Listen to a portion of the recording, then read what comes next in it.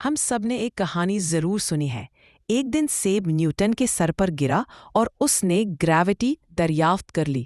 لیکن اگر میں آپ سے کہوں کہ کشش ثقل کا ذکر نیوٹن سے 700 سال پہلے ایک مسلمان سائنسدان کر چکا تھا، تو کیا آپ یقین کریں گے؟ یہ کوئی سازشی بات نہیں، بلکہ وہ حقیقت ہے جو کتابوں سے مٹا دی گئی، مگر تاریخ نے اسے سنبھال کر رکھا۔ آئزیک نیوٹن نے 1687 میں اپنی مشہور زمانہ کتاب فلسفی نیچرلس پرنسپیا میتھمیٹکا میں لا آف یونیورسل گریویٹیشن کو ریاضیاتی انداز میں پیش کیا۔ یہ ایک شاندار سائنسی کارنامہ تھا، لیکن کیا وہ پہلا شخص تھا جس نے گریوٹی کو سمجھا؟ آئیے اب چلتے ہیں 9ویں صدی کے بغداد کی طرف، جہاں ایک عظیم مفکر اور سائنسدان ابو بکر محمد بن زکریا رازی موجود تھے۔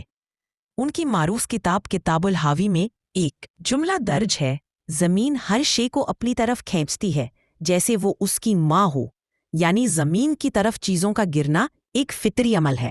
یہی تو ہے گریوٹی کا ابتدائی تصور۔ اور صرف رازی ہی نہیں، ابو علی ابن سینا نے بھی یہ نظریہ پیش کیا کہ ہر جسم نیچے اس لیے آتا ہے کیونکہ زمین اسے اپنی طرف کھینچتی ہے۔ یاد رکھیں، ابن سینا وہ سائنسدان ہے جنہیں مغرب ایویسینا کے نام سے جانتا ہے، اور جن کی کتاب کینن آف میڈیسن یورپ کی جامعات میں صدیوں تک پڑھائی جاتی رہی۔ یہ تمام خیالات نیوٹن سے صدیوں پہلے کے ہیں۔ اب آتے ہیں البیرونی کی طرف، جنہوں نے زمین کے قطر، ماہیت، میس اور کثافت ڈینسٹی پر ریسرچ کی۔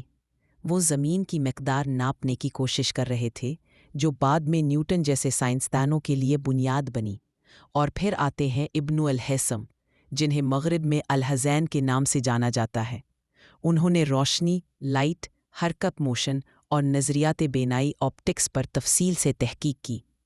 ان کے نظریات میں انرشیا یعنی جسم کی حرکت میں رہنے یا رکنے کی کیفیت کا ذکر موجود ہے، جس پر بعد میں نیوٹن نے لاز آف موشن بنائے۔ سوال یہ ہے، جب یہ سب کچھ صدیوں پہلے کہا جا چکا تھا تو پھر نیوٹن کو یہ سب کیوں منسوب کر دیا گیا؟ وجہ یہ ہے کہ جب یورپ نے اندھیرے ڈارک ایجز سے نکل کر رینیسانس کی طرف قدم بڑھایا تو انہوں نے مسلمانوں کی عربی کتابوں کا لاطینی میں ترجمہ کیا۔ لیکن افسوس کی بات یہ ہے کہ کئی بار حوالہ دیے بغیر ان خیالات کو اپنے نام سے پیش کیا گیا۔ مثال کے طور پر جیرڈ آف کریمونا نے الرازی، ابن سینا، البیرونی اور دوسرے مسلم سائنسدانوں کی کتابوں کا ترجمہ کیا، اور وہ علم مغرب کے نام ہو گیا۔